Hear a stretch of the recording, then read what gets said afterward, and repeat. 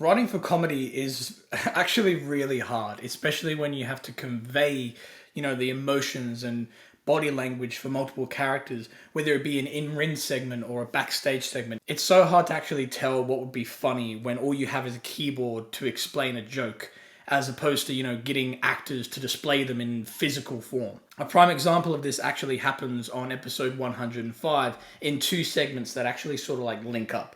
In the lead up to the 2-year anniversary spectacular match with the Coast to Coast champion Warren Jackson, the fabulous model known as Johnny Fabuloso recently performed the classic heel gimmick of stealing the title and pretending it's his own. Although losing the match during that week of thievery, Johnny Fabuloso had himself a little photo shoot just to indicate how good he would look with a title around his waist. And when I say a title around his waist, I mean literally around his waist. Because that photo shoot was this sexy, raunchy, spicy, fabulous photo shoot which had Johnny Fabuloso not only pose with the Coast to Coast title, but pose naked with it. Imagine the whole shag carpet and the fireplace with Johnny Fabuloso laying down with the title over his groin. That's exactly what I was going for right here.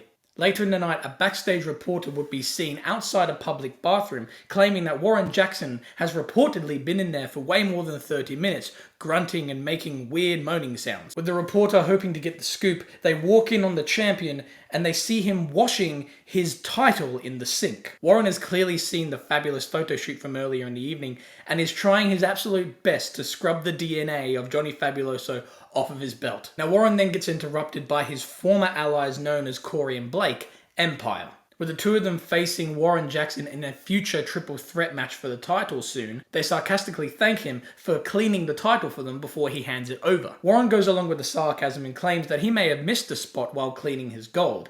He then grabs a pube off of his title and shoves it down the mouth of Corey, walking off and allowing Empire to just spit and convulse and hurl everywhere. Now, put aside the fact that it's the first time that I actually wrote the word pube in my scripts, it's hard to know if these scenes would actually be funny. Of course, in my head, I think they're hilarious.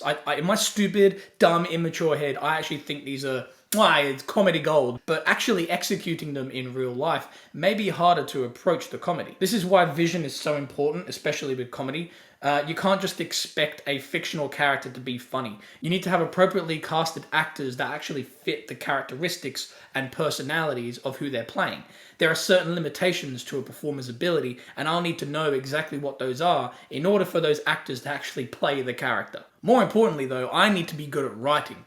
Great even to the point where I can actually convey the comedy or anything in my scripts to the actors. My writing should be obvious. My writing should allow you to actually see and envision, imagine if you will, what exactly I'm thinking of. And hopefully that does happen. It's the way I write these segments that will either have you in tears of laughter or probably in tears of pain and suffering and embarrassment. So look, please let me know if there are any parts of my writing that don't make sense to you. Please let me know if you can't envision certain scenes like I do, because I'm telling you, everything that I write, I have a pretty decent idea of. I have a pretty clear vision of what I see and what I want to happen during this stuff, even to the subtleties of someone in the background rolling their eyes or something. So yeah, just thought I'd indicate exactly how hard it is to actually write. You saw the script itself, and hopefully that's funny enough. Hopefully you can imagine it. But yeah, it's a little bit of a difficult one because you can't force comedy. You can't force memes. Memes just happen. And in wrestling, when things are just natural,